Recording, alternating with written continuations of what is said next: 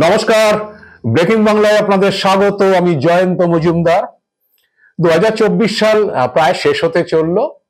25 সাল পড়লেই হচ্ছে বঙ্গ বিজেপির নেতৃত্ব নিশ্চিতভাবেই বিজেপির রাজ্য স্তরে যেসব কর্মীরা আছেন তাদেরকে বারে বারে এই আশা দেখাবেন যে 26-এ তারা ক্ষমতায় আসবেন। নিশ্চিতভাবে যত দিন এগোবে 26-এর ভোটের আগে, তখন আস্তে আস্তে কেন্দ্রীয় নেতৃত্ব হচ্ছে বঙ্গ বিজেপির কর্মী বাহিনীকে, সমর্থকদের আশা যোগাবেন বা আশা দেখাবেন যে 26 আমরা ক্ষমতায় এসে যাচ্ছি।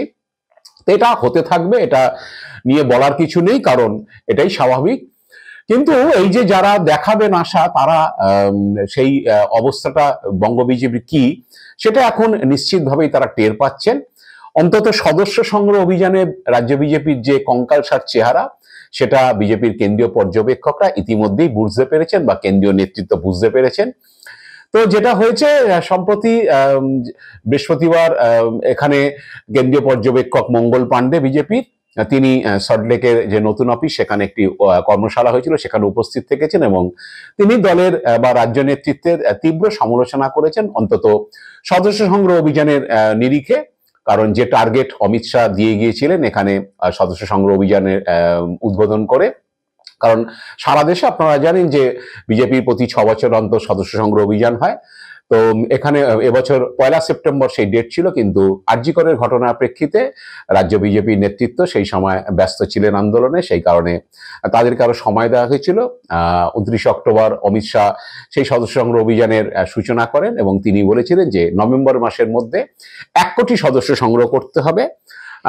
আসলে লক্ষ্যমাত্রা দেওয়ার কারণ হলো, যেটা বিজেপি এ রাজ্যে প্রায় 2,33,00,000 ভোট পেয়েছিল গত লোকসভা নির্বাচনে, আসন কম পেল, তারা ভোট প্রায় 38% বেশি তারা ভোট পেয়েছিল।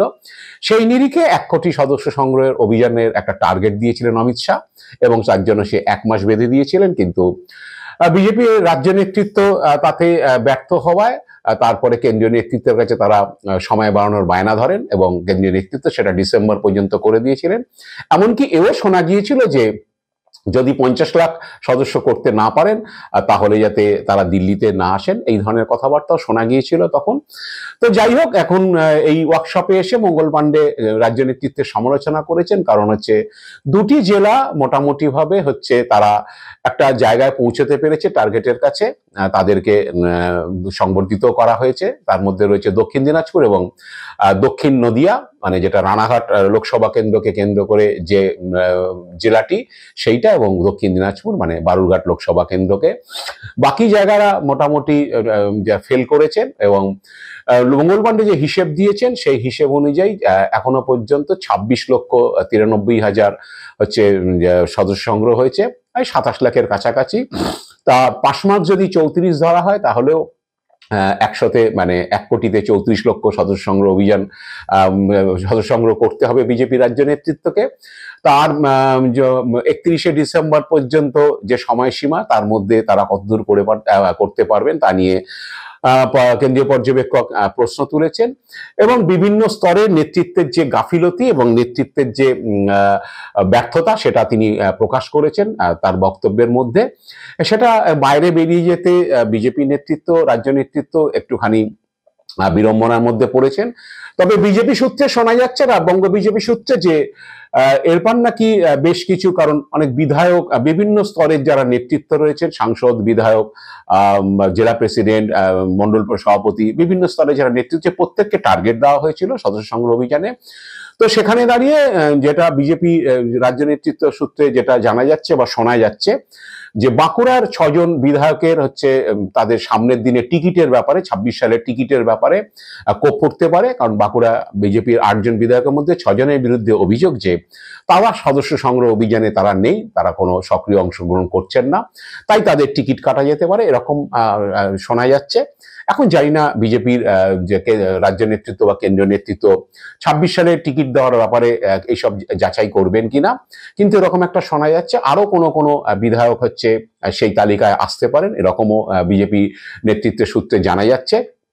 তো এইরকম একটা অবস্থায় আমরা কঙ্কালসার চেহারা বাঁকুড়াতে, আপনারা জানেন যে সেখানে সুভাষ সরকার প্রাক্তন কেন্দ্রীয় প্রতিমন্ত্রী, তার জেলা, তিনি সেখানে সাংসদ ছিলেন। বর্তমানে সেই জেলাতে সাংসদ রয়েছেন সৌমিত্র খান, বিষ্ণুপুরে কান ঘেঁষে তিনি জিতে এসছেন যদিও, তবু তিনি এখনো এক সাংসদ রয়েছেন, জেলাতে একজন সাংসদ রয়েছেন, আগে দুজন ছিলেন। যাই হোক, এইরকম অবস্থা, বাঁকুড়ার সাংগঠনিক অবস্থা নিয়ে চিন্তিত বিজেপির রাজ্য নেতৃত্ব।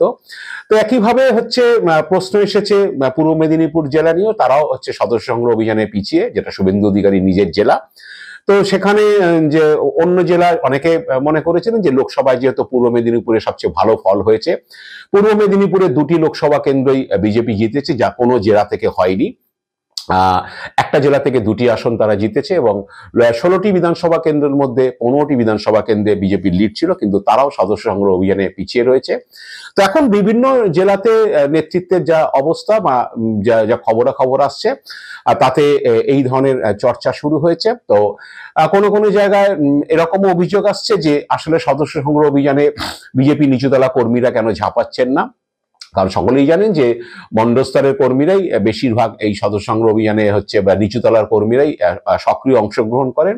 তো এরকম অভিযোগ শোনা যাচ্ছে যে নিচুতলা থেকে যে রাজ্য নেতৃত্বের কাছে অভিযোগ এসছে যে টিকিট পাওয়ার ব্যাপারে যেহেতু দলবদলুদের প্রায়োরিটি দেওয়া হয়, সেই কারণে নিচুতলা অনেক কর্মী বসে গিয়েছেন, তারা মানসিকভাবে আর দলের জন্য সদস্য সংগ্রহ অভিযান করা বা সদস্য সংগ্রহ করা এগুলো আর তারা করতে চাইছেন না, এই ধরনের অভিযোগ আসছে।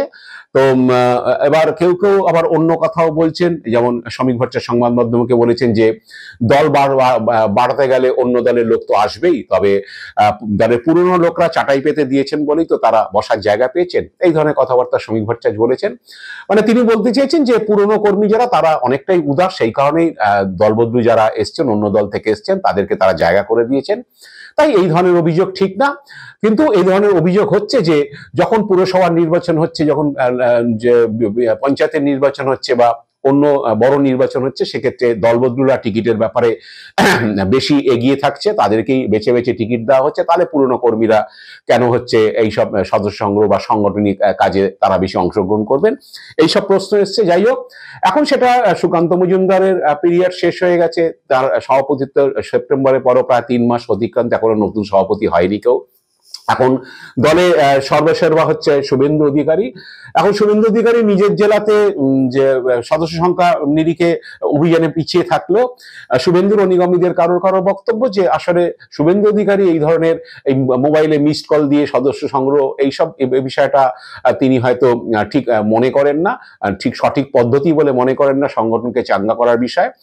তাদের মতে যে যারা সক্রিয় কর্মীদের মাঠে নামানো না গেলে, শুধু ওই মোবাইলে মিসড কল দিয়ে সদস্য সংগ্রহ অভিযান করে তাতে তৃণমূলকে নির্বাচনে হারানো বা তৃণমূলের সঙ্গে লড়াই করা সম্ভব না।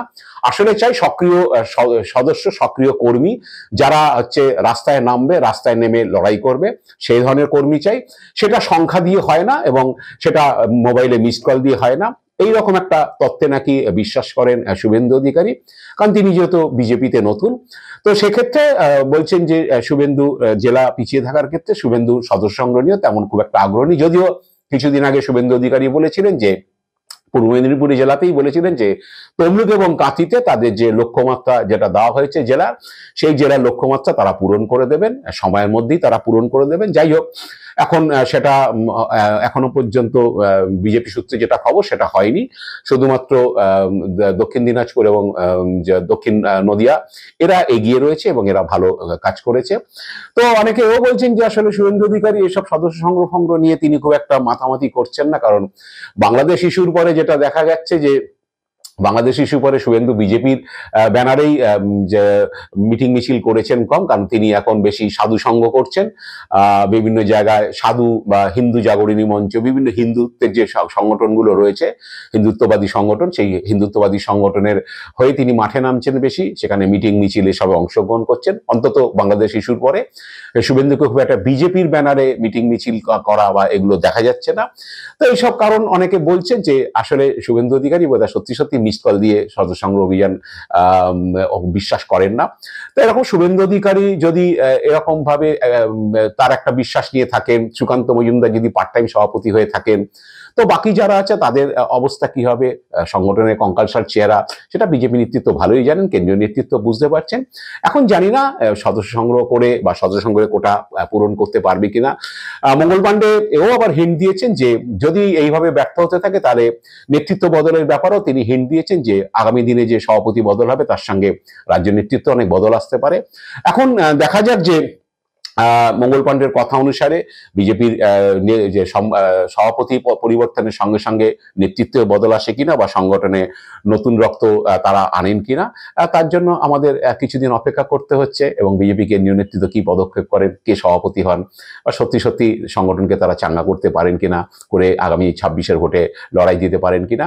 তবে সংগঠনের কঙ্কালসার চেহারা ফুটে উঠলো, 26-এর ভোটে জিতে আসবে, ক্ষমতা দখল করবে, এই আশা কিন্তু বিজেপি নেতৃত্ব কর্মীদের মধ্যে জাগিয়ে রাখবেন, এটা নিশ্চিত বলা যায়। আজ এ পর্যন্তই। আপনারা ভালো থাকবেন, সুস্থ থাকবেন। নমস্কার।